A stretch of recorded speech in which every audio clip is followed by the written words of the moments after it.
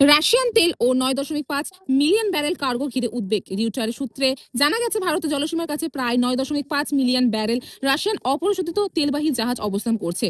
Russia Ukraine যুদ্ধের পর থেকে ইন্ডিয়া রাশিয়ান তেল আমদানি বাড়িয়েছে এবং বর্তমানে দেশের মোট চাহিদার বড় অংশই রাশিয়া থেকে আসে। যদিও ৯.৫ মিলিয়ন ব্যারেল বড় অঙ্ক, ভারতের দৈনিক ব্যবহার প্রায় ৫ মিলিয়ন ব্যারেল, অর্থাৎ এই কার্গো সর্বোচ্চ ২ দিনের চাহিদা মেটাতে সক্ষম। মধ্যপ্রাচ্যের সংঘাত দীর্ঘস্থায়ী হয়ে এই পথ আংশিক বা সম্পূর্ণ বন্ধ হলে আন্তর্জাতিক বাজারে তেলের দাম ঊর্ধ্বমুখী হবে। ভারতের আমদানি ব্যয় ও রুপির ওপর চাপ বাড়বে এবং পেট্রোল ডিজেলের দাম প্রভাব পড়তে পারে।